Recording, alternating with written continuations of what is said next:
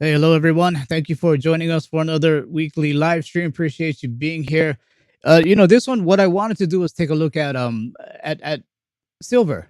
Maybe a little bit of gold, but take a look at silver because a lot of people they are choosing to now invest in silver. So what I'm going to do is trying to be sifting through it and hopefully help us to invest correctly when we try to invest in silver. And this isn't going to be about ETFs or any type of paper silver. It's going to be about physical silver, physical gold, and I'm going to need your help throughout this live stream. A lot of you folks have different opinions as well on what to do, what to buy, things like that. So absolutely chime in. Feel free to chime in and give your opinions. We'll be looking for them. So mostly, things like should you be buying silver bars or coins? Should you be looking at collectibles, things like that? Round coins. Should you be looking at getting? Would governments once again confiscate gold? You maybe put these things overseas and things like that. So we're gonna run through quite a few things again, and I appreciate it. So I'll be with you folks shortly. Again, Neil Han, thank you for being here. Bison, Anthony G, how you doing? Ralph, hi. How you doing? Gavin Hillbold, first time I've seen you here. Welcome aboard, Gavin. Appreciate it. Bill Wood, how you doing as well? So I'll be with you guys shortly. And what I may do is just go fairly straight into our main topic of the day, bypassing some of the other things because I don't want it to get too lengthy on you guys. So I'll be with you shortly.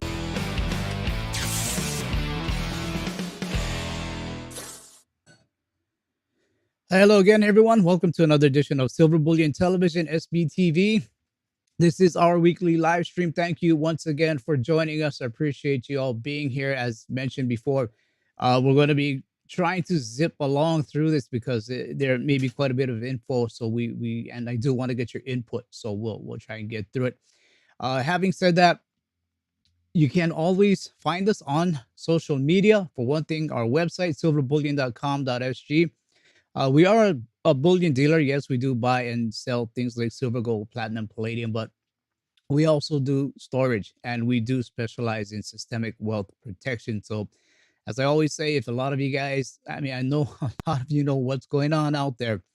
And if you want to see maybe a few options that we can provide for you, go ahead and shoot us an email at sales@silverbullion.com.sg and we'll see if we have something that may fit, what you're looking for. Silver Bullion SG is where you can find us on Facebook.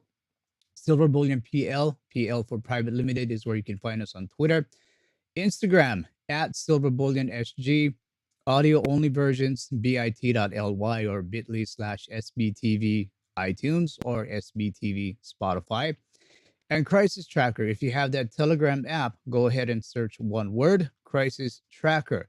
Search one word, Crisis Tracker, and that's where you will find articles that Vincent and I go ahead and we will give you a little from time to time, pretty much as it pertains to finance, economics, gold, silver, things like that. So we kind of, believe me, we sift through the weeds and try to pull out what might interest you most. So that's Crisis Tracker. One word. Be sure to go ahead and join up there. Move over to our. A lot of you guys may know him. It's going to be a first time guest for us. It is going to be Charles Nenner, founder and president of the Charles Nenner Research Center. Mr. Nenner has provided his independent market research to hedge funds, banks, brokerage firms, family offices, and individual clients all over the world. And Mr. Nenner initiated a system of pattern forecasting and securities analysis and developed a computer program which takes many indicators into account, including Mr. Nenner's proprietary cycle analysis. He's really big on that. Will subscribe. Click on the bell to be notified. Up. Sorry about that. Let me clear up some sounds here for you guys. Hang on, just give me a second here. Okay. Yeah, sorry about that. So okay. Yeah, so that's Mr. Nenner. Sorry about that. So what I want to do now is I want to move on over to our website and let's take a look at the silver and gold price and see what's going on there. Hang on, let me just click on here. We'll get back to that. Switch over. Okay, there we go. I got some lags going on, that's for sure, this morning. Right now, let me refresh this. Sorry about that, guys.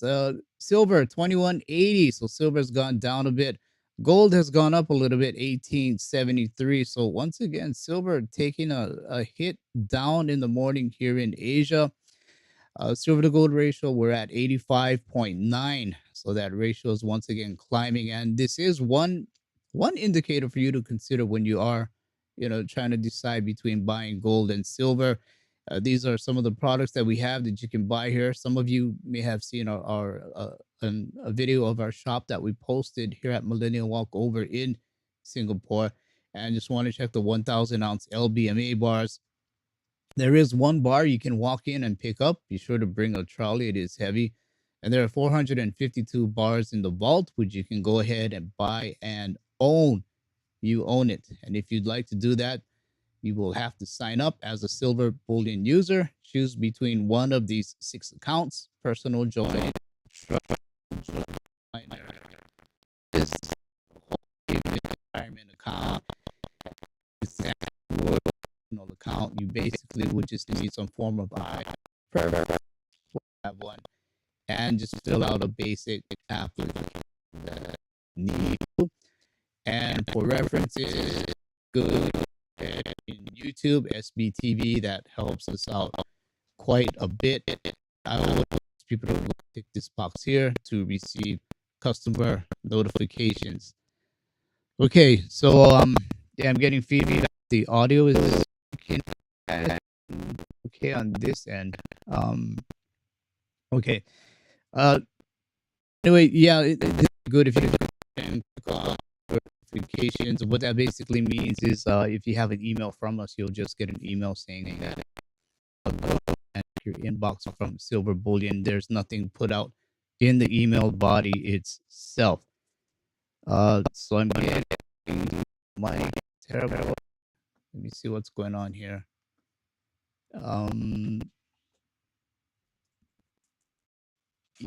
Yeah, hang on, guys. Let me check what's going on with that. I mean, can you guys hear me okay? Is it coming in harsh audio? Okay, let me figure this thing out. What's going on with the audio? Hang on, guys. Let me just take a quick peek here at some of the things. Okay, let's see. Okay, is it any better? Hopefully it's a little bit better now. Okay, let's see.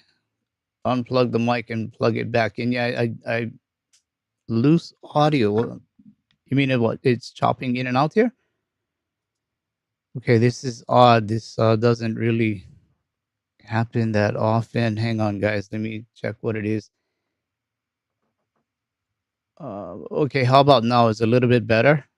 Clear at the moment. Is it a bit better? Is it still chopping in and out on you? Sounds okay right now. Okay. All right. Hopefully we got that fixed up. Okay, it's better now. Okay. Man, I tell you, audio fades in and out. It could have been a noise gate, so appreciate that. Anyway, okay, let me move on. What I'm gonna do is I'll head straight over into the main topic. Okay, sorry about that, guys. Let me head over into the main topic. Okay, a little bit better. Okay, let's try and go ahead with that. Topic of the day: investing in silver and gold. We want to try and do it right. Are we doing enough? Do we understand enough? What kind of precious metals should we be loading up on? What will gold and silver do for us? What is the future of precious metals? We'll be taking a look at some of these topics. Okay, I'm getting a mixed bag. Some guys are saying good, some guys are saying choppy. I lowered noise gates and everything like that, so it should be coming in a bit better. Hopefully it is. Okay, yeah, it's nothing with voice levels. Okay, appreciate it, Miss Petite. Appreciate that. Thank you as well. Okay, so what is the future for precious metals? We'll be taking a look at that as well. And almost every guest we have on says we need to understand what is going on and what we need to do And if we don't understand, we need to at least understand the concept of what commodities, monetary commodities, can do. And having said that, this live stream, it's more or less a self check regarding precious metals, and it's about investing in precious metals. Mostly silver will be taking a look at. So we want to make sure we do it right. Okay. All right. Audio's okay. Thanks, guys. I tell you, do these live streams. Sometimes your mind is on the technical side, the content side. It's all over the place. I appreciate you guys giving me the feedback there. Okay, so let's move on. Let's invest and let's do it right. Okay, and I'm going to need your input on this because there's so many ways we can invest in silver. This is not going to be about ETFs. I can assure you on that. This is about physical. So it starts with rounds, coins, junk, silver. Let's start with that. And what's the value of each and which should I buy? Which should I buy and why? So let me go ahead and take a look here. So here we have three coins. This is what's known as a round. This is your coin, and this is your junk silver when we take a look at these coins. So what's the difference between these? I'm pretty sure a lot of you guys know. So go ahead and chime in. When you look at a round, one thing you're going to notice is there is no legal tender value. There's no legal tender value on this. So this is what makes it a round. Some people will call it a medallion. Okay, round or medallion, no legal tender amount on it. And this can make a difference for some people. So keep that in mind. And then you have your coin. This is what where most of us are familiar with here. This is a Silver Eagle, 1986, first year it came out. And what you'll notice is on this Silver Eagle, you do have a legal tender, even though it's just $1. Even though it's just $1, it does say or have a legal tender. Okay. Yeah, that is true. Also with the rounds, a lot of times you won't have a date on it. So also there's no date. Let me try and bring this up here for you. No date on this coin, and again, no legal tender on it. So no date, no legal tender. Some may have a date, but after this, you have junk silver, and some people will call it constitutional coinage, things like that. And this one, if you notice, the date is 1964. The significance of that is when you look at the side of the coin, you won't see any copper, any cladding. It's just basically the silver itself. This is 90% silver, and you can see on the other half of the coin there is a legal tender value of half a dollar. So between junk silver and coins, you have a legal tender value. Okay, and again, that can be important for a lot of people. With the rounds, you don't have one. So this is kind of important because um, let me let me switch back here. It's kind of important because when it comes to things like silver, even gold, precious metals, or any type of investment, you will have an exit point. And that exit point is important because you have to consider someone is going to buy your, let's say, precious metals off of you. You may sell it at some point. Your grandchildren may sell it at some point. And the thing is, they may not feel comfortable with the round because there's no legal tender on it.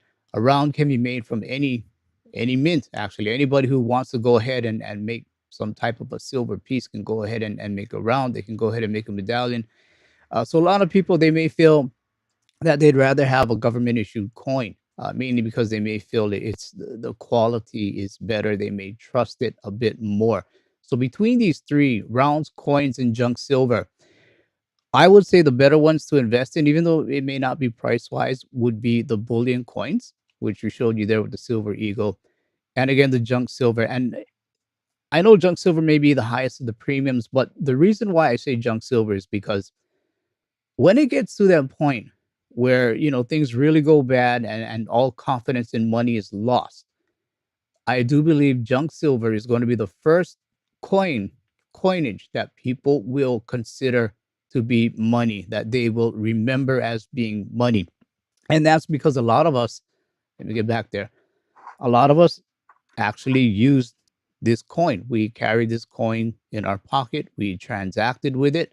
It still is silver, 90% silver. So there's a lot of reasons why the first thing people will go to or recognized as money may be junk silver. And the thing is, junk silver is not only in the US. Other countries have had 90% coinage, 92.5% coinage. They've had 70% coinage, 40% coinage. So it's not just the US. So anywhere in the world, the first type of coin that a person might remember is junk silver. And they probably would consider that before, let's say, a silver eagle. None of us have ever seen a silver eagle in circulation used as money, but we have seen junk silver. So again, between the three, I would be looking at coins, bullion coins. They're going to be very recognizable all over the world, but junk silver might be the first thing that people may choose to be money. And again, with rounds, they're beautiful, creative. You can have a lot of designs with rounds, but the issue is again when you try to exit, will a person buy the round off of you if they don't really know too much about silver? They may feel more comfortable with a government coin or something that they recognized as being money. So something to keep in mind. Something to keep in mind. I'll take a look at the comments in a bit here. So let me move on. So those were the three coins. Let me move on. Silver to gold ratio. What is it? Should I buy precious metals according to it? So I want to go ahead and take a look at the silver to gold ratio chart. And this is something that you can find on our website here at silverbullion.com.sg. Let me go back to the homepage here, show you how you can find it. All you really need to do is just go ahead and scroll down. You'll see the gold to silver ratio since 1968. Go ahead and click on find out more. And that's it. And this is a very interesting chart because as an example between the silver to gold ratio, today it's at 80 plus to 1 price wise. You just take the gold price, you divide it by the silver price, and that's how you get the ratio. But you have that paper price ratio, which is what this is. And then some say 20 to 1, and then you get what? The earth surface, the surface or the crust. And they're telling us that it's coming up about 5-1, and some guys are even saying 7-1. Audio issues are about again. Okay, so what this is let's say hang on. Yeah. This why there's audio issues. Audio breaks up. Okay. See what I can do about this. Oh boy. Hang on. Let me see if I can fix one. Hang on. I'm not sure what's going on with the audio. Is it okay now? Okay, sorry about that, guys. Audio is breaking up. I'm not sure what's going on with the audio this morning. Hang on. Let me just check one more thing here. Hang on, guys.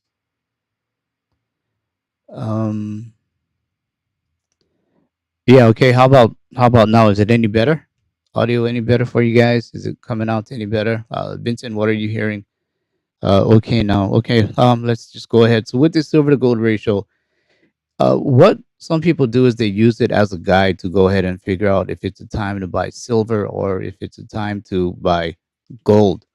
So looking at this chart, let's say in 1986, if someone started off and they bought, let's say 1 ounce of gold, let's say they bought it for 308 US dollars. And then let's say the silver to gold ratio over a few years went up to 80. And then what they did was they sold that 1 ounce of gold and they went ahead and got 80 ounces of silver. Then a little bit of time passed by and then ratio went back down. And what they did was sell those 80 ounces of silver and they went ahead and ended up being able to get 1.68 ounces of gold. Over time, the ratio went back up. But what they did, they sold it. They sold that gold. They picked up silver for it, 136.4 silver ounce. So they accumulated more silver at this point. The ratio went down, was and they were able of gold. So you can see over time, the silver to gold ratio, you can play it, but it's a long and above 80, you should be looking at perhaps buying silver, and anytime 50 or so, you should be looking at buying gold. So ended up started bounce, and today you need 4 bounces. Mike clipping. Hang on, let me see what it is. Uh, Hang on, guys. This is a new these problems with the mic. So let me try and figure out what it is. Hang on. Let me get it again. Going on with the mic. Um, Hang on, guys. Sorry about that.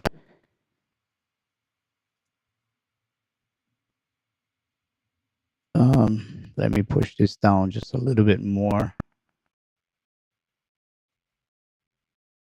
Okay. How about now? Is it a bit better now? Any better? Um, yeah, this is amazing. I'm getting all kind of tech things popping up right now. Hopefully, it's a bit better. For some reason, it's the noise gate. It doesn't want to. It's a digital noise gate. It doesn't want to come down. It's staying at a level that's a bit too high. That's causing it to clip. Let me see if I can get that down. Hang on. Um, yeah, for whatever reason, it just doesn't want to stay down. Okay, we'll try this. Hopefully, this is a bit better. Uh, yeah. Okay. Sounds like a loose wire. No, it's really that noise gate. For some reason, it's having a bad day. Hopefully, it's cleared up now. But anyway, that's the silver to gold ratio. Sorry about that, guys. Basically, if you're in it for the long term, uh when you there are times when you may want to go ahead and switch between silver and gold, flip back and forth. And now I'm seeing even the video is chopping up a bit. Uh, yeah, this is a rough one. I'm not sure what's going on with all of these, but okay, let me move ahead. So that was the silver to gold ratio. If you're in it for the long term, uh, yeah, I would buy precious metals according to it. If I'm in it for the long haul, long term, you can flip between gold and silver. Interesting though, a lot of people they're in it long haul, and they may just only stay in one metal. They may just only stay in silver. They may only stay in gold, and they never go back and forth between the two, which actually could help them to accumulate more of the metal that they're looking for. So try and keep an eye on it. It's something that I would look at for sure, especially since most of us are in it long term. Yes, 495. That's a live stream for you. Some days it's good. Some days it's not so good. Uh, Move on before this turns into a total disaster. Should I buy bars or coins? Value for money, divisibility. And this is something where, a lot of people will say, go ahead and buy a bar. Go ahead and buy a bar because it is value for money. You do save a bit more when you buy a bar. Now, some people they will tell you go ahead and buy coins because what they want with the coins is they want the visibility. They want to be able to, if it comes time to sell or trade, whatever it is, you can just pop the cover here and just 1, 2, 3 coins for you want. With the bar, all you have is that bar. It's going to have to be a one-time decision. You're going to have to either sell the whole bar or trade the whole bar. You don't get that divisibility. But with that divisibility comes a price because, as mentioned, coins which offer divisibility are usually they are more expensive than bars when you look at the premium. So it's a decision that you will have to make. Do you want the bar, save money, or do you want that divisibility just in case things really start to go bad and you want to or you have to use some of your coinage there? So again, what some people may choose to do is they may go ahead and buy a smaller bar, say like a 10-ounce bar. They go ahead and get a 10-ounce bar. They do get some savings on the premium, and it is a smaller bar. So it's kind of like a compromise. And with that though also comes people have a notion of a liquidity issue. If they get too big a bar, how do they go ahead and sell it? Will someone have enough money to buy it from them? Now that is something you have to see in your own part of the world. I can tell you here in Singapore, liquidity is not a problem. We have guys getting those 1,000 ounce LBMA bars. They buy it, they sell it, they buy it, they sell it. So liquidity is no problem here. But this is something that's going to be unique to your part of the world, because you're going to need someone to be able to go ahead and buy it. So value for money, bars, the visibility, coins. In this case, I would say it's a good idea. It's a very good idea to have both. You should have both, because you just never know what's gonna come up, right? So it's all about options, as we always say. Let me just check the comments here. Um, okay, let's see. Yeah, okay, I'm getting that the quality is not so good. Um, yeah, this is a weird one. I'm okay with the audio. Let me try one more thing here. Is it any better now? All of just go ahead and let me know. Um, okay, so moving on. Again, bars or coins, value for money or divisibility. So that'll be the question you'll have to answer. All right, moving on. Will a government confiscate your gold? Will a government confiscate your gold? All right. Getting messages saying still cracking. Not sure what it is, and I'm trying to find what it is. Um, okay, hopefully this thing holds up. Hang on, let me just check one more thing here. Okay, well, let's just get through this. Will the government confiscate your gold? I want to take a look at a recent article here, which was from Zero Hedge. Okay, so let me go ahead and take a look at that there, and let's move on. I noticed even the video is starting to get choppy on me. Um, okay, let me see here. All right, a dark day in economic history. Could it happen again? And this is one thing people are concerned about, where gold may be confiscated. And this, of course, was the executive order that came out in 1933, where they went ahead and expropriated or confiscated gold, whichever way you want to define it. Let me go ahead and get out of this here.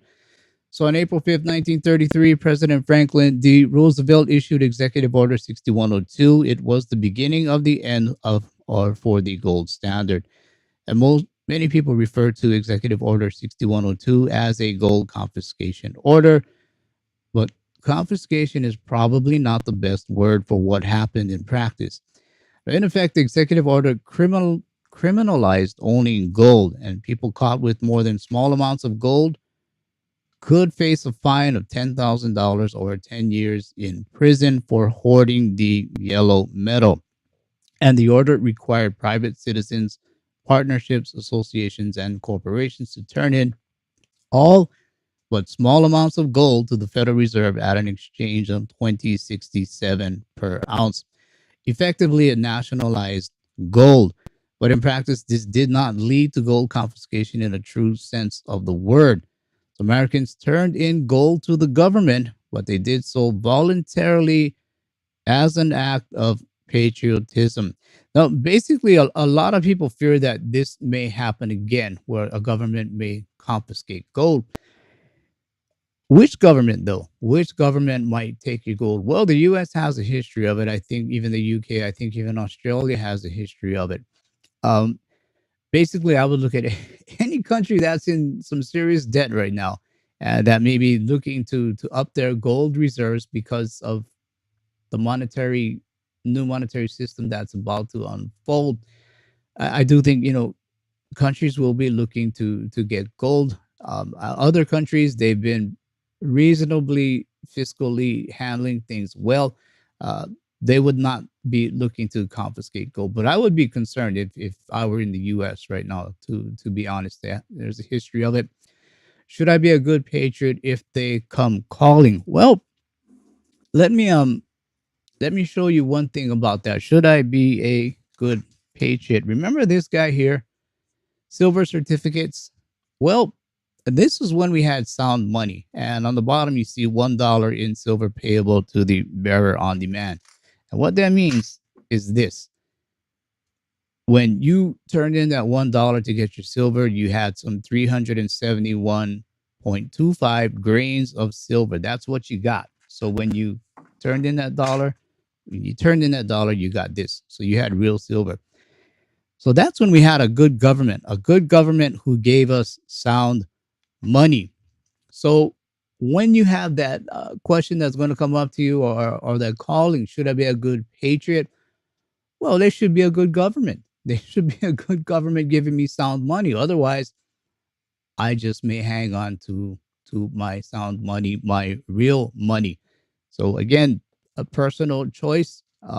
Again, I look at it as the government should have been a good government. The central bank should have been a good central bank. So, you know, don't turn it around on me, right? I'm not in charge of this.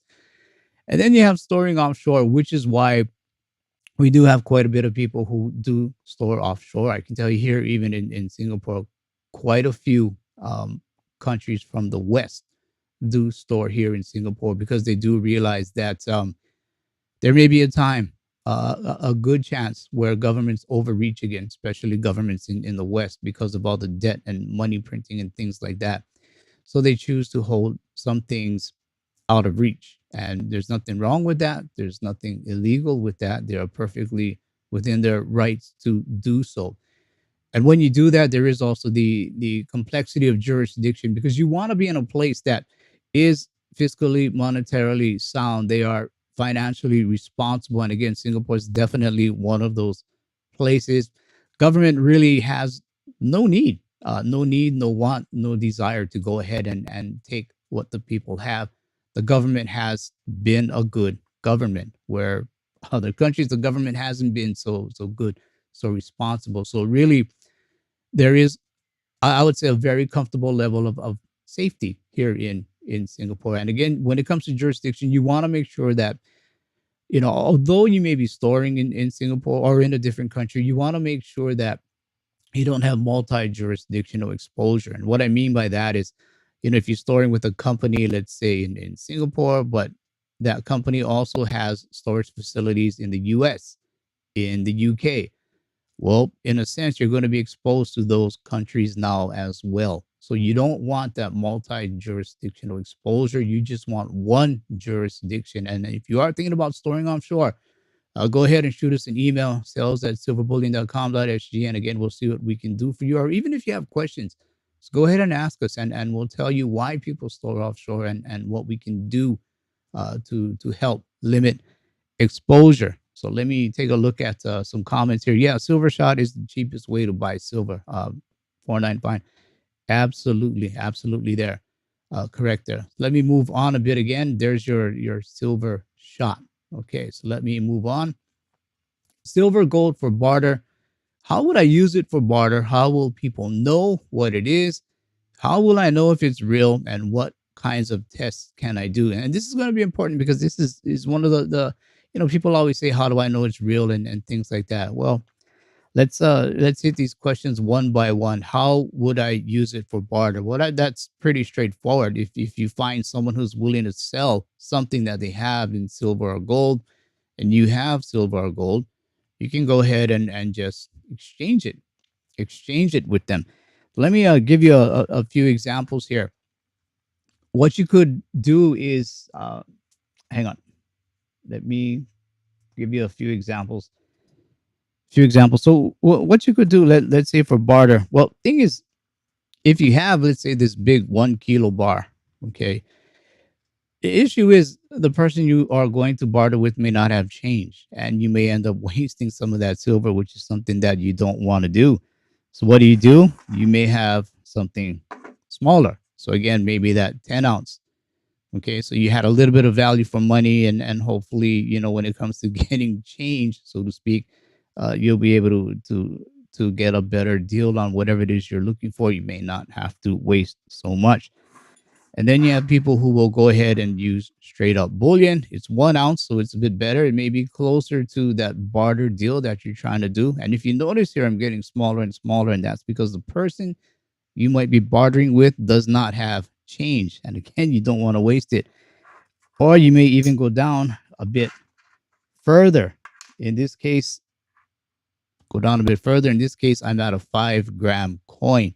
This was something we had here in Singapore. So you can see it's 5 grams. So again, if you're running into that issue of getting change or getting a proper fair deal and not losing out, you may want to go into the smaller stuff, and you may even find yourself working all the way down to 1 gram. And the thing with this, there's an issue with this because um you have to go smaller and smaller and smaller. And the thing is, when you come in with things like tokens, let's say a gold back token, a silver back token, I know for us with the gold, the cash gold token, we can move over all the way up to 8 decimal places. So as you're trying to figure out, the lowest I can go is 1 gram. Well, it may even get smaller than that. And this is where things like tokens do have a place, especially, even when it comes into barter. Because the thing is, that person has something that, let's say you're in Alabama, that person is in Canada, as I've said before, and you're going to make a deal. He wants to sell it for your silver and gold. You have silver and gold, but you have an issue. How do I get it to him? And this is where tokens, digitizing some of that gold and silver, maybe, I don't know, maybe 10% of what you have, may be a good idea, because it helps you extend the reach of your silver and gold for barterability. You don't have to put the whole thing in there, but give yourself an option, because you can, like I say, you can go down to that 1 gram. You can go down to shot even, but 8 decimal places, you can't really beat that. So when it comes to barter, you want to make sure that what you're giving away is correctly being used. You're getting a good price for that. So keep that in mind when you do it. Let me back up a bit here. Let me get back to that barter point.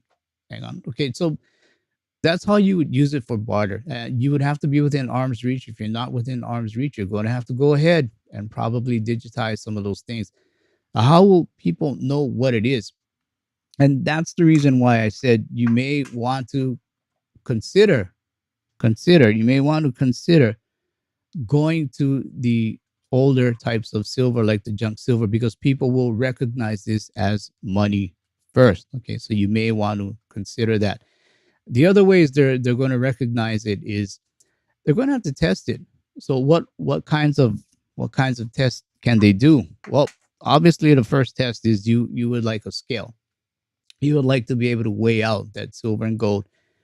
Make sure you're getting a correct weight for it, or at least something close to it. And what is going to help you with that is if you have a set of digital calibers. So what this does is it'll give you the surface area, the size, the thickness of a coin, and that scale will give you the weight of a coin. So in some ways, it's almost like you're getting the density of the coin. And that's one of the things we do, or how we test here at Silver Bullion. We use density, ultrasound, X-ray, things like that. But we may not have out there in the field ultrasound and X-ray, so we have to use these other things. And one key thing to have as well is going to be your magnet. Okay, make sure you have a strong magnet. If you put a coin around it, it shouldn't stick. It should not stick to silver. If you do put a coin, like I have this nice old trade dollar coin here, but it's a fake. So you can see the magnet basically said this coin is a fake. Let me get that under there for you. So you can see it sticking on to the coin. Magnets shouldn't be sticking on to silver and gold. It should not be sticking at all.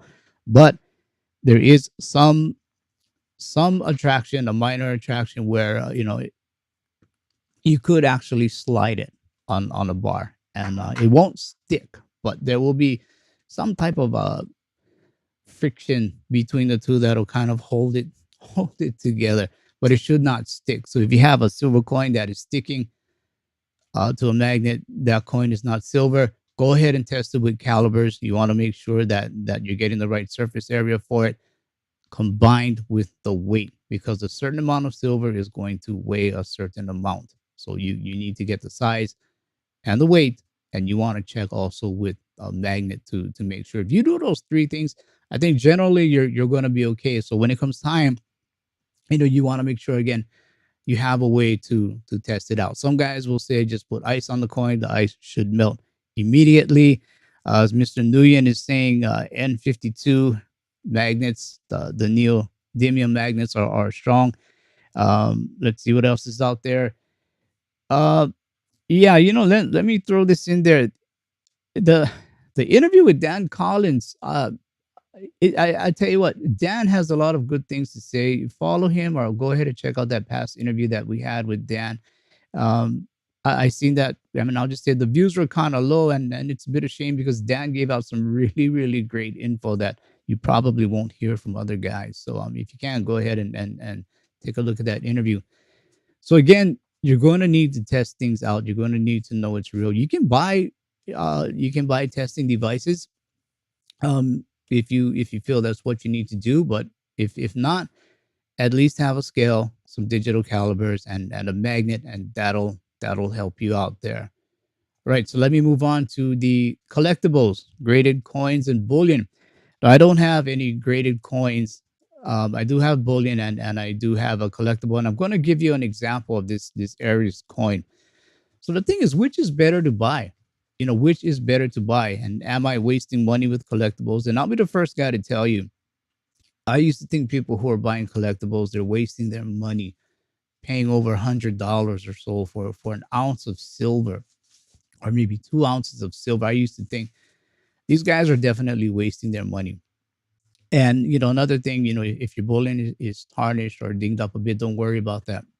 It's still silver. It still will be taken in. So don't worry if it's, again, tarnished. There are ways to clean it.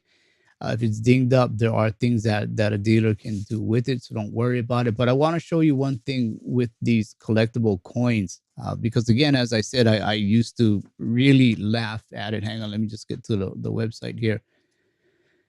I used to laugh really, and I used to think guys were really wasting their money. And then I came, I bought this one coin in 2017 for about 200 and so US. And I see guys today are selling it for 2,500. I see guys are selling a graded one for 5,500. I see them selling it at 1849, 2149, 249, 5. So again, what I'm trying to say here is, when it comes to collectible coins, these guys actually did better than I did. I mean, I still have my bullion silver here. It's moved nowhere near that amount that their one coin moved. And in fact, what I'll do is I'll go ahead and show you that coin. It is came out in 2017. So just kind of bear with me here while I open this thing up. And what it is hang on, let me. All right, for some reason I'm not advancing now. I'm getting all kinds of technical glitches this morning. Hang on. Okay, so let me just show you this coin. Sorry about that, guys. I mean, I'm trying to run multiple cameras here, and I think it's just eating up all the bandwidth and everything else. So this is the coin. Bought in 2017, was about some 200 US dollars or so, and today you see guys selling it well over 2,000. So there is a room or a space to go ahead and get collectibles. Okay, there is a reason to go ahead and get collectibles. Sorry about that. Again, I have bullion just like you, and it hasn't really moved that much. Yes, I'm still accumulating, but with the collectibles, if you get the right ones, okay, if you get the right ones, as I've shown you here, $200 collectible coin can end up being over 2,000, and this is from 2017. So there is a place for collectibles. Okay, let me move on a bit. Uh, okay, hang on. Getting all kinds of troubles today. So yes, there is a place for it. And then I want to get to the new monetary system is coming. And so why would I even bother trying to get gold and silver? Why even bother if a new monetary system is coming, right? Well, the thing is, I've showed you various ways here that you can buy or invest in silver, whether it's a bar, save some money, whether it's a coin, have some divisibility, whether it's junk silver. First thing that people will probably recognize as money, whether it's even a round, where it may also be a cheap way to go ahead and get silver, but maybe not as recognizable. But if you find the right buyer, could work out for you. So the thing is, why are we even bothering with this? Why invest in gold and silver when that new monetary system is coming? Well, you almost have to, because as we go from here to there, we're already seeing things like inflation coming about, the value of our currency going down, and it may even get a bit worse. So you want to make sure you have something that can store the value of your currency. Okay, and these are things that silver and gold can do for you. So you want to be able to get through that transition. Okay, people, you may have a lot of assets, but are they monetary assets? Okay, that's the key. Are they reserve neutral assets? That's the key as well. You can have $100 in fiat, but when currency starts to go down, things get really bad. What is that fiat going to do? You're going to be scrambling to find something to store the value of the fiat, which is why you would want to go into something like gold and silver. It'll hold the value for it. Again, something that people will recognize as money. Eventually, that new monetary system will come in, and you will probably be in a better place. There'll be lots of opportunities for that gold and silver to work out for you. Let me just take a quick look at the comments here. Yeah, 495. That's exactly why I stacked exactly. No CBDC for me. CBDCs, they're on the way. They are on the way. So again, uh, one foot in the system, one foot out of the system. That's really where a lot of us are at right now. Let's see. 495. Many believe that if precious metals prices really take off, the collectible value will greatly diminish. You know what? I agree with that in some points, because people may look at it as it's still gold, it's still silver. Why am I going to pay more? But if you have something unusual, very unique, then somebody might offer a bit more value in that. So that's where, again, maybe certain types of collectibles may come into play once again. But the key, really, it's all about timing. If you're not sure about that time, how it's going to happen for you, then you may want to exit some of those things beforehand and accumulate more bullion, more rounds, more junk silver, things like that. So that's a good point. It can definitely play both ways for you in there. Great, Nate. I worked, let's see, in decades past, accumulating solid or solid date original rolls of Morgan dollars and peace dollars. And again, I think those types of silver will be, or those types of gold before, where they have a history of being used as money, I think those will be in high demand because people will trust it. Money is all about confidence and trust, and those are things that have a history of being money at a time when we trusted our money. So, again, these are reasons why you want to own gold and silver, especially as this new monetary system really starts to come up. Let me move on here. Let's see. So the future of gold, maybe silver. So I'll just talk about this just for a bit. Um, Asia Pacific Precious Metals Conference was just held here in Singapore last week. And, there were a lot of big names who came down. They talked about the future of gold, what they're doing, projects, things like that. And it seemed that the biggest topic people were talking about was digitizing gold.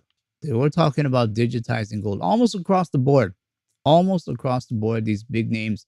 Um, I won't really name them here, but you know them. They were talking about digitizing gold, and they seen this as the future. So why do they see it as the future? A lot of them were saying they have clients who want to be able to move the metal, but it's a chore. It's really a chore to physically ship it.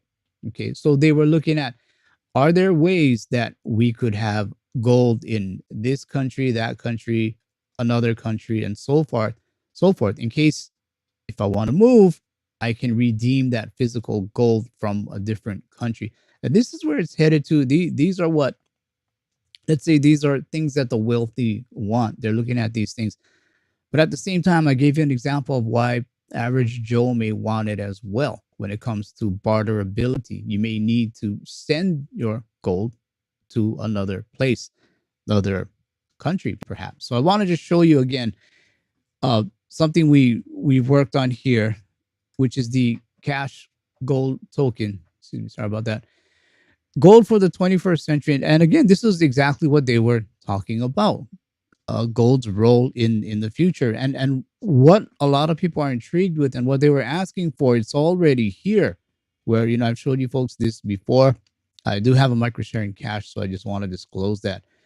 Where you have these vaults in different parts of the world: Singapore, Switzerland, uh, Arab Emirates, even the U.S. Okay, so you have this gold in different vaults all over the world. So I'll show you Singapore as an example. You can see that let's say there's a 1 kilogram Heraeus bar that is stated to say it's being stored in Singapore. So if I click on that, I can see actually down to the serial number that yes, it is here in Singapore. So what this tells you is if you were from the US and let's say you had some gold, but let's say you switched it over to this token, you were going to move over or come over to Singapore, you don't have to transport your gold. You can go ahead and pick it up here. Vice versa, if I'm in Singapore and I'm going back to the US, I can go ahead and pick up the gold in the US. I don't need to transport it there. And likewise, if you're going to use your gold and silver for barter, you can go ahead. You can go ahead and transact, or maybe transact is not the right word, but if a person is selling something, you can go ahead and prove to them that you do have the gold and send it to them. They can take over ownership of it, and they can even possibly redeem it in their own country. And this is the future of where gold and silver is headed to. Now, you guys know I'm a physical guy. I know, a lot of people say if you don't hold it, you don't own it, and that is true. I will never argue with that. But in this case here, you do own it. You do own it. It's yours. And again, it extends your option or your reach to be able to go ahead and barter. And so this is something very, very important. I can tell you the whole bullion or precious metals industry is looking at doing things like this, which we already have. We're already doing it. So yeah, we're a bit ahead of the game when it comes to this, and the reason is because it's what we do. We store precious metals. We know how people want it stored. We know, the ins and outs of it. We know how it is to make sure people own it, be able to buy and sell 24/7. So we already do these things, and we came from a position of knowing how to store gold. We didn't come from a position of, working on the tech first and then working on the logistics of how to store it and things like that. We were already coming from the position of knowing how to store it, knowing how to make sure people own it, things like that. And then came the tech side. So let me take a look at a few comments here. Appreciate for I apologize for all the technical glitches beforehand, but let me take a look at a few of these comments here. Let's see, very interesting. Okay, um, no paper gold. This is not about paper gold or anything like that. And one more thing though, when do you know money is dying? So we'll discuss this too. We'll some because if you don't believe it's dying, you may not see a need to go ahead and get gold and silver. But if you do understand that money is dying, uh, and a lot of things are happening out there, then you will understand that this is the time to be getting precious metals. So again, what do you buy? How do you buy it? Where do you buy it? All of these. I may have to do another take on this, a better take on it down the road. But when do you know money is dying? What tells you money is dying? Okay, so let me look all over the place here today. Sorry about that, guys. Let's see. Neil Hahn, 41 states did not tax gold. Nothing was ever said about digital gold not being taxed. You got a point there. Um, Digital gold, what would that fall under? What regulation would it fall under? You have a point. I know in the U.S. anyway, Congress is they have a few bills up with how they want to regulate these things. So we'll see what comes out of it. Let's see. Um, Hang on, let me check. What is THS? What is the least amount? Least amount is 1 gram. You can buy one cash gold token. One cash gold token equals 1 gram. So the least you could buy is 1 gram. And then what you'd want to do is, I mean, kind of think of it like a savings, just add up and add up and add up. And then redeemability, I believe, is 100 grams. So after you reach 100 or so, you can go ahead and redeem it. So for now, think of it like a savings. You got bigger companies out there. Maybe you've heard of like Paxos and companies like that. But the thing with them, your redeemability is 400 ounces. So I don't know many guys out there who can redeem 400 ounces because that's over 500,000. But in this case, it's 100 grams. So just save up over time, buy a gram at a time, and then you can go ahead and redeem it. So when do you know money is dying? Well, let me take a look here again. Okay, so let me pull up this article here, and this is from Craig Hemke, and he got it from the book When Money Dies, regarding 1921 and 1922. So I'll just read a portion here. Um, Undoubtedly, hang on, let me back up a bit. Okay, to ascribe the despair which gripped those nations entirely to inflation would, of course, be misleading. In the winter of 1918, 1919, all three underwent political revolutions. Political revolutions. We're seeing this happening all over the world.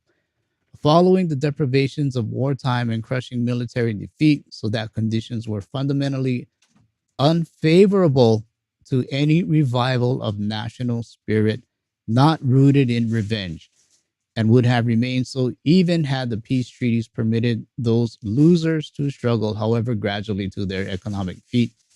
It's not always clear what events, what popular uprising or allied ultimatum or political assassination contributed to the inflationary panic. And I would say we are seeing inflationary fear, definitely, or which themselves directly or indirectly caused by the ceaseless depreciation of the currency and rise in cost of living. Undoubtedly, though, inflation aggravated every evil, ruined every chance of national revival or individual success, and eventually produced precisely the conditions in which extremists of the right and left, two sides, could raise the mob against the state, set class against class, race against race, family against family, husband against wife, trade against trade, town against country. It undermined national resolution when simple want or need might have bolstered it. Partly because of its unfairly discriminatory nature, it brought out the worst in everybody: industrialist and worker, farmer and peasant, banker and shopkeeper, politician, civil servant, housewife, soldier, merchant, tradesman, miner, moneylender, pensioner, doctor, trade union leader, student, tourist, especially the tourist. It caused fear and insecurity among those who had already known too much of both, fostered xenophobia. So those were some of the clues that money is dying, and we're seeing all of them, pretty much all of them, maybe even more than that, happening today. And then the question becomes, if money is dying, what becomes money? What will become money? And again, these are why I wanted to pull out this live stream, go over, some things with silver and gold, what we can do with them. Fortunately, technical glitches here. What then becomes money? Well, it does look like a central bank digital currency, but before we get there, we are going through that transition. In fact, I'd say we're going through it now. So I would say having silver and gold right now today is probably a good thing. I'd say it's a good thing. It's not financial advice. It's just something that I would do myself, and I am doing myself. So what will become money? Let me take a look at a few of your comments here. I'll close the topic. Uh, we'll close it for now. I don't know if I'm gonna go back into it. We'll move on to commentary in a bit. But first, I want to go ahead and take a look at a few of your comments here. Sorry about that. Oh, let's see. Um, let's see. Is this true? Full of hope. Is this really true? Where getting air at the gas station used to be free, now it's $2. Really? That's new for me because of inflation. Oh, okay, okay, okay. All right, inflation, inflating the tires. All right, you got me, man. But are you guys being charged for that? I'm curious. Let's see. Full of hope. Yes, I tell you what. There's a lot of things that we can hope for if we start to do the right things. I tell you what, we'll be okay. For the most part, I think we will be okay. We got to have a lot of hope in this, but to have that hope, we got to kind of see through the fog and understand what's going on, and then we can have some hope because we know things will be brighter for us. Absolutely. What else is out there? Again, correct. The dollar has lost 98% of its purchasing power since it came out in 1913. So you got to ask yourself, that the currency that you're holding is losing purchasing power. Um, you're getting inflation. You may have had a raise in your job, but it's definitely not outpacing inflation. I'm pretty sure of that. So you're still on the losing end of the stick there. Dollar is just not holding value. You cannot hold value because there's just too much of those dollars. And supply side is down right now. So you are going to see that inflation starting to run. It is running. Let's see what else is out there.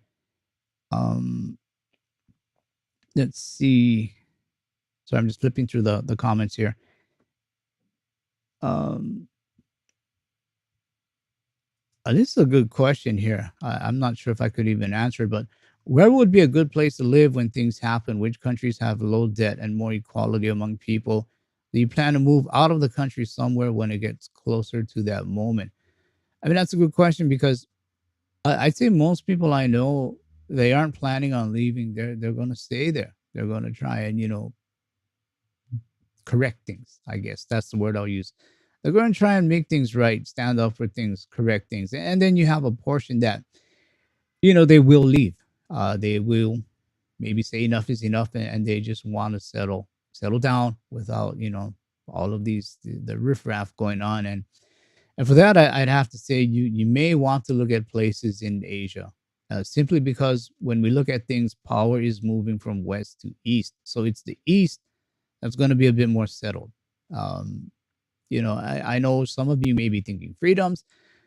Freedom is defined in different ways by different people. Some people like personal, individual freedom. Some people like economic freedom. So it's a personal preference, and there's not one definition all around the world for what freedom is. It's a personal preference as to what type of freedom you prefer. But in getting back with that question, I would say someplace in the East, um, place like Singapore, for example, very, very, very stable government, very, very fiscally sound. It's a country that's not in debt. It has the ability to move back and forth between the West and the East. It understands both the West and the East. Uh, English speaking, if you have a concern about language issues, most people, if not everyone, most people anyway, they do speak English. So you may want to consider a place like Singapore, for example. And again, I know a lot of you will stay put. You're going to try and keep that freedom, personal freedoms and liberties going for future generations. So it's a personal preference, personal choice there. But it's a great question. It's a very, very good question. What else is out there? Um, but I mean, if you guys can go ahead and chime in on, if you prefer bars, coins, things like that. How are you buying your silver, or are you buying more gold? Go ahead and chime in because this is really, about trying to help each other here. Let's see. Um, Jay Delaney, you sound very optimistic that this is coming to a head soon. I'm in the space. What can I say? I'm in the space. Everyone I talk to is in this space. A lot of guys feel like things are really starting to get short. Time is starting to get short. I felt this before. I felt the heat before. I thought time was getting short before. Kind of been through it. I know a lot of you have been through it as well, where you felt things speeding up. You felt the urgency to do things now. and it didn't happen quite yet. And I tell you what, there's nothing wrong with that because you give yourself time to accumulate. And that's really key. You want to accumulate. Don't try to time things. Just look around. Just look around. Are things getting better or are things getting worse? If you feel they're getting worse, go ahead and make a move. Do what you need to do. Do what you feel is right. Start accumulating if that's what you want to do. I can't tell you when it's going to happen, but I can say it seems to be getting louder than before. But I couldn't tell you on this date. You better have all the gold and silver that you think you're going to need. It just doesn't work that way. You got to go by if you think things are getting better or if things are getting worse. And that goes for both the wealthy and the average Joe. Wealthy, of course, have more options. They may be looking at going offshore, and we definitely can help them with that. Average Joe, they may be looking at putting it, burying it in their backyard, as some people would say, midnight gardening, things like that. And that works for you. Go ahead and do it. But, I can't give you a date, but I can tell you, uh, sure seems like it's getting worse. So you want to find options and hope within that. And being a little bit independent in that financial system or being one foot in, one foot out can definitely help you with that for sure. So that's a great question there. Um, let's see. I just want to take a look at a few more comments here. Uh, 495. What's the cost of living like? Well, it's not cheap. I can tell you it's not cheap, but the way the government works here, um, they make sure things are taken care of. So even though things aren't cheap, you still can get a meal, a good sized meal for maybe let's just say $4, $5 Singapore, which is about maybe 350, $4 US. So when it comes to things like that, you can absolutely have a have a fairly comfortable life. Real estate, things like that, yeah, they're high, but things around the real estate, again, food, still pretty reasonable. Transportation, you can get by without even owning a car, so you may not even notice higher prices in fuel. The public transportation is really, really good. It's excellent. So you can get around without even having a car, save some money that way. Um, if you're considering it, go ahead and take a look because there are uh, I would say things that this country has absolutely gotten correct and exceeded many other places with. So yeah, take a look at it. Cost of living is, I mean, everywhere is a bit high, but there are things that are really reasonable, beyond belief at times. Let's see. Yeah, Mr. Nguyen definitely on the radar. Start a business here. I can tell you I think Singapore ranks number one or two as far as economic freedom goes. So if you want to start a business here, I can tell you what the government probably won't stand in your way that much. They're pretty flexible. I mean, of course, they have rules, but they are friendly to promoting business. I can tell you my home state of Hawaii is very unfriendly, extremely unfriendly to trying to start a business or things like that. And compared to Singapore, government wants business. They want to see more business and are very they accommodate business. So put it that way. Let's see what else is out there. Okay, I tell you what. Let me get into the commentary section here. If you have no precious metals, it probably is because you may not know precious metals. Okay, that kind of makes sense here. Is it an investment? Yeah. Is it a type of insurance? Absolutely. Is it both? Yes. Is it more? Absolutely. Peace of mind. You go to sleep sleeping a lot easier at night. Peace of mind. It's all of the above. Should money fail, and without question, it will, what will you see or use as money? And that's the question, especially as we go through this transition from the old monetary system to the new monetary system. What will people see as money?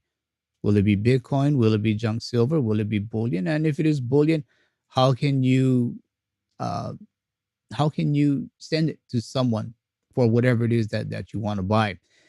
So again, the important question is what will people accept as money? You're going to have opportunities beyond belief. Believe me on this. You're going to have opportunities beyond belief when what people want as money in difficult times is what money was. And that being silver, that being gold, can be bullion, can be junk silver, can be bars, whatever it is. They're going to want to come back to this. And a lot of it is because money needs to be tried and trusted. Silver and gold have that history, junk silver has that history. And those will be perhaps the two biggest things that will give people confidence in money. And money cannot exist without people's confidence in it. This is why we are where we are today. There's no confidence in it. Okay. A lot of countries have no confidence in the US government, in the US dollar, which is the world's reserve currency. There's just confidence is waning. It's getting less and less. And that's the important part when it comes to money is confidence. So that'll wrap up. Whoops, let me switch cameras here. That'll wrap up the main topic segment of the show, guys. I apologize for all the technical glitches. Not sure what happened there. It's probably because I'm running multiple cameras right now, and it's just eating up some bandwidth. So again, apologize for that. Let me take a look at a few comments here before we head out. Um, let's see. Yeah, I hope it's sooner than later as far as opportunities go. We're in it deep enough for sure. You know, when you have your politicians saying, blaming it on other countries as far as inflation goes and things like that. And, this is a long time coming. I mean, again, you can go back to 2008, that great financial crisis, 2011 when they started QE. They never really stopped. They tried to stop. They had that taper tantrum. They had to start up QE again. And then you look at back in 2018, I think it was, or 2019, you saw the repo market break once again the same way it broke in 2007, 2008. Same things happen over and over and over again. And what did they do? They had liquidity issues, started flushing out liquidity all over the world, printing money all over the place again. And it's gotten to a point where you can't really do much more. Things are going to pop. And I'm not necessarily saying equities, markets, and things like that. I'm saying that people's confidence in money is going to pop. They've had enough and they're looking for alternative sources. It's why they look at Bitcoin. It's why they look at silver, gold, things like that. It's why they're looking at tokenizing, being able to tokenize that silver and gold to be able to use it. So I tell you, there are going to be opportunities, but you have to position yourself. We all need to position ourselves to be able to get these opportunities. Um, let's see what else is out there. Um, $14 McDonald's. Okay, hang on. Let me just take a look. No, I cannot have a backyard of chickens. But back in the day, maybe Vincent could even chime in on this. They had what they call compounds. They were like little villages, and yes, you absolutely had chickens running around back then. May see it again. Who knows? Who knows? It just may get back to that. Let's see what else is out there. Uh, hang on, let me just take a look at one or two more comments, and then we'll wrap it up here. Um, okay, silver and platinum. Mr. Nguyen, Lynn Alden said people will chase after the hardest money, gold and silver. Absolutely. It goes back to what we said as people having or knowing what was tried and true and tested for decades, hundreds of years, thousands of years. Gold and silver. They know that to be money. Inherently, we all know it. We all know it to be money. So again, maybe the first thing, maybe junk silver. Almost every country has had some form of junk silver before. People will then start to learn about the silver. They'll take a look at silver bullion, gold bullion, things like that, and that's where it's going to be. Those are the things that people are going to want. Question is really, will people fight for that and stick to what they want to be sound money with an understanding that this is what is getting us, the thing that is getting us in trouble or countries in trouble? Or are they just going to roll over and go ahead and go with whatever central banks say? If it's a digital central bank digital currency backed by nothing, will you stand for that? Will you take a digital currency backed by nothing that can basically take away any sort of privacy you had? Or will you demand that it needs to be backed by once again, silver and gold. And that's going to be your choice. It's going to be your choice. But I'm doing it on my own, as we all should, where you try to be your own central bank. Have things that you can use to store wealth and possibly even transact with. So with that, I think I'll wrap it up here and get out of here quickly before I start getting glitches again. Apologize for it, Vincent. Apologize, buddy. Yeah, these things hardly happen, but when they do, I tell you, they really do. Uh, yeah. So this message from Vincent: we have wild chickens running around our neighborhoods and parks. That is true. In fact, real funny story before I close out here.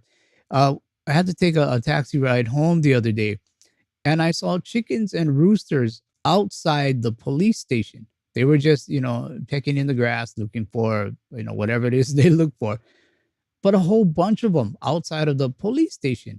And it kind of made me laugh a bit because I'm thinking to myself, well, chicken prices have been getting higher and things like that. And maybe these chickens felt like, hey, we better hang out near the police station because guys are coming after us. So we better hang out here so, we can make sure nobody comes in and takes us and puts us on the dinner table. So it's kind of funny because, I mean, there were just a whole bunch of chickens hanging out around the police station. So I don't know, maybe those chickens would have felt safer if the police had put them in jail. They'd feel a bit better. Anyway, maybe it's funny, maybe it's not. But again, I want to thank you all for being here. Vincent says again, one more message. Some urbanities get pissed in the morning when the rooster crows. I kind of like it. It's nice to hear a rooster crowing in the morning, but well, that's just me. I got a bit of country in me. So again, anyway, I appreciate you all being here. Be a blessing, not a burden. This is hugely important. Okay, we all know what's coming. Help yourself, help your family, help your friends. Do whatever you can to wake them up and get them to understand really what's going on. Silver up or saddle up for what's coming ahead, and silver up as well. I'll see you guys next week, hopefully without the glitches. And you have a good week ahead. Pay attention to the silver to gold ratio, silver price. Try to think about, if you want bars, if you want coins, if you want junk silver, all of these things. Try to think about, if things really get bad, should I store overseas? All of these things. Try and have a good think about it. Shoot us an email, sales@silverbullion.com.sg, and we'll try and work with you. See what can be done. Give you a bit of confidence, peace of mind. I'll see you guys next week. Take care.